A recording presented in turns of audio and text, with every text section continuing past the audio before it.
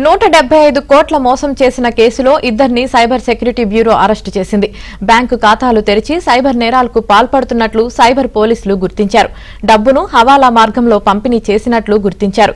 Crypto currency ద్వారా కొంత డబ్బును దుబాయ్కి తరలించినట్లు సైబర్ సెక్యూరిటీ బ్యూరో కేసు నమోదు చేసింది. మహ్మద్ తౌకీర్, బిన్ అహ్మద్ బహారీలు 175 కోట్ల కుంభకోణానికి పాల్పడినట్లు గుర్తించి వారిని సైబర్ క్రైమ్ పోలీసులు అదుపులోకి తీసుకున్నారు.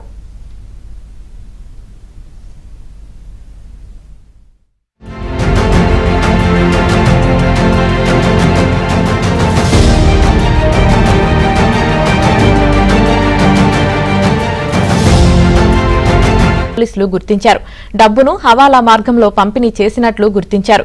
క్రిప్టో కరెన్సీ ద్వారా కొంత డబ్బును దుబాయ్కి తరలించినట్లు సైబర్ సెక్యూరిటీ బ్యూరో కేసు నమోదు చేసింది. మహ్మద్ తౌకీర్, బిన్ అహ్మద్ బహారీలు 175 కోట్ల కుంభకోణానికి పాల్పడినట్లు గుర్తించి వారిని సైబర్ క్రైమ్ పోలీసులు అదుపులోకి తీసుకున్నారు.